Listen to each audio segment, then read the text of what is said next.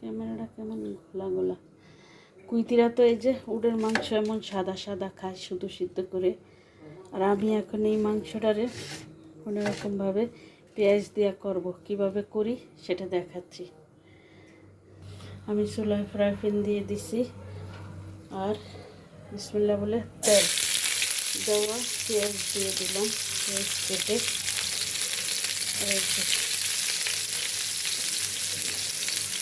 এই মাংসটা থেকে কিছু অংশ দিয়ে আমি অন্য কিছু তৈরি করব, যার জন্য এই মাংসটা দিয়ে এইভাবে মাংসটা তো সিদ্ধ করা।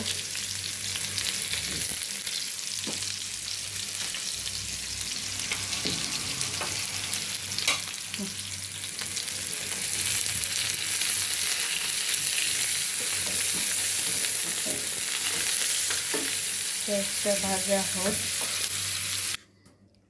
আমি টমেটো আর গাজর কেটে নিয়েছি। গাজরটা কুচি করে দিয়েছি, টমেটোটা বড় করে। মাংসটিরে সিদ্ধ করা মাংসটিরে ছোট ছোট পিস করে কেটে নিছি। নিয়ে ডিনের একটু আশ্বাস আছে যে বড় বড় এডিরে সারাইয়া এইভাবে নিতেছি, নিচ্ছে এই যে। আর হচ্ছে গিয়ে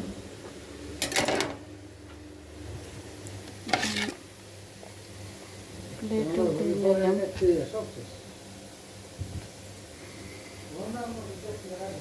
ছোট ছোট করে কেটে নিয়ে এখন আশ্বাস মানে ছুটিয়ে নিতেছি।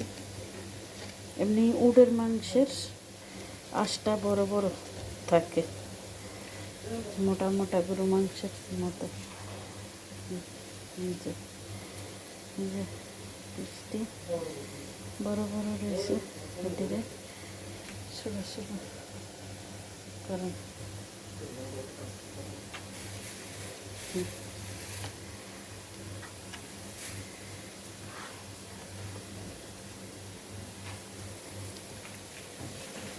আর আমি কাঁচামরিচ, পেঁয়াজ, এটার সাথে রসুন আর একটু কাঁচা আদা কুচি দিলাম, দিয়ে এটাকে ভেজে নিতেছি। গাজর কিন্তু ক্যামেরায় অনেক খারাপ আসতেছে কালারটা,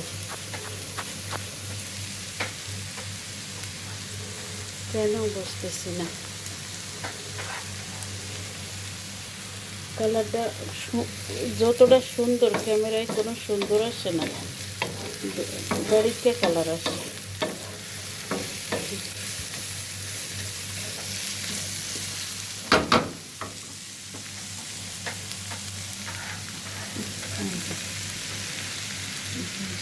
দিয়ে দিলাম, মাংসগুলো দিয়ে দিলাম।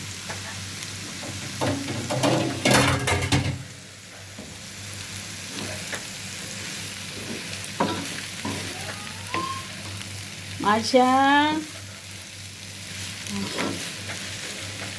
এটার সাথে হালকা একটু লবণ লাগবে, কারণ আমি টমেটো পেঁয়াজ মরিচ দিছি এই জন্য। কিন্তু মাংসটা তো সিদ্ধ করা আছে, এটার সাথে লবণ লাগতেছে না। মাইশা বাস, আমি একটু লবণ দিলাম হালকা, আর আমি গোলমরিচের গুঁড়া দিব এটার সাথে। গোলমরিচের গুঁড়া একটু বেশি করেই দিলাম, গোলমরিচটা খাওয়া ভালো।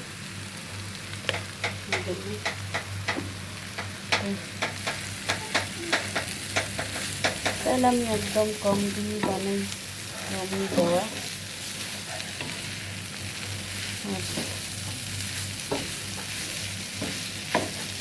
উটের মাংসটা ক্যালসিয়াম বেশি এটাতে, এই জন্য গুড়ায় গুড়ায় জয়েন্টে ব্যথার জন্য উটের মাংস অনেক উপকারী। পানিটা পিছলা মাংসটা।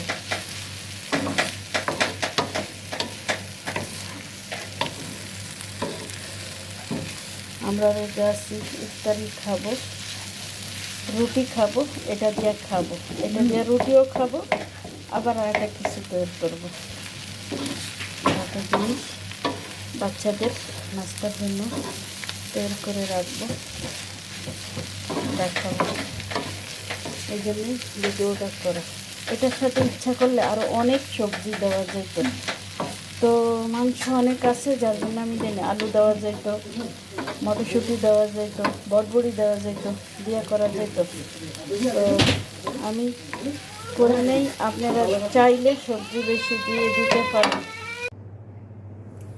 এই দেখুন আমি এগুলো বানাইছি, আমি বানাইয়া এই যে আমি ফ্রিজে রাইখা দিছিলাম, প্লেট সহকারে ফ্রিজে রাইখা দিছিলাম। রাখার পরে ও আবার কিছু আমরা ভাজছি, আমাদের সাথে সাথে মেহমান আসছে, আমরা কিছু ভাজছি, এই যে কিছু ভেজে তারপরে খাইছি। তো এই যে এগুলো এখন আমি বাটি এই প্লেটটাতে করে ডিপে ধুয়ে দিছিলাম বানানোর জন্য, যে রাখি। এই যে এখন আমি এই করা ব্যাগে রাখলাম, এই ব্যাগের থেকে এখন যেটা আমি ডিপে উঠে এলাবো, কারণ এটা এখন ডিপে থিয়ে দিলে আপনি যে কোনো সময় যে কোনো মেহমান আসলে এটা ভাজিয়া দিতে পারেন, বের করে সাথে সাথে বাচ্চাদেরকে স্কুলে টিফিন দিতে পারেন। কিন্তু এটার সাথে একটু সবজি দিলে সবচেয়ে বেস্ট, কিন্তু আমি সবজি দিই নেই, মাংস ছিল বেশি এক কথায়, তো সবজি দিই নেই। এই যে এইভাবে, কারণ একটু সরানো জিনিসও করে যদি আপনি ফ্রিজে রাইখা তারপর এরকম ব্যাগে রাখেন, এটি আর একসাথে লাগবে না। আমি প্লেটে করে করে রেখে দিছি, এটি শক্ত হয়ে গেছে, এখন খুলে এই ব্যাগে ভরে ফ্রিজে রাইখা দিতেছি, আর যে কোনো সময় ইউজ করা যায়, বিশেষ বাচ্চাদের ঘরে এটা খুব ভালো। তো আপনারা এইভাবে করবেন। আর এই যে আমি খাচ্ছি, সন্ধ্যার সময় আমরা ইফতারি করছি, মেহমানও আসছে, মেহমানও খাচ্ছে, আর ইফতারি করছি, এখনও আছে ভাজা 4-5 পিস, এই আর কি। তো এইভাবে আপনারা করেন। আল্লাহ হাফেজ। চ্যানেলটা ভালো লাগলে সাবস্ক্রাইব করেন। সাবস্ক্রাইবার নাই বলে আমি তেমন কিছু করি না, তো যাক, আশা করি হয়তো ইনশাআল্লাহ হবে। আর আমি একটু ঝামেলায় আছি, যার জন্য নিয়মিত ভিডিও দিতে পারি না। সবাইরই কোনো না পারিবারিক কোনো না সমস্যা থাকতে পারে, ফ্যামিলিগত কোনো ঝামেলা হইতে পারে, যার জন্য করা হয় না, ভিডিওটা ছাড়া হয় না, মন মানসিকতা একটু খারাপের কারণে। তো দোয়া করেন আল্লাহ যেই সমস্যাটাই আমার দিয়ে রাখছে, আমার সমস্যাটা যেন আল্লাহ সমাধান করে দেয়। আমি আল্লাহর কাছে সবসময় দোয়া করি, তাহাজ্জুদ পড়ি, আল্লাহর কাছে অনেক কান্দি। তো এইভাবে করেন। তো আল্লাহ হাফেজ।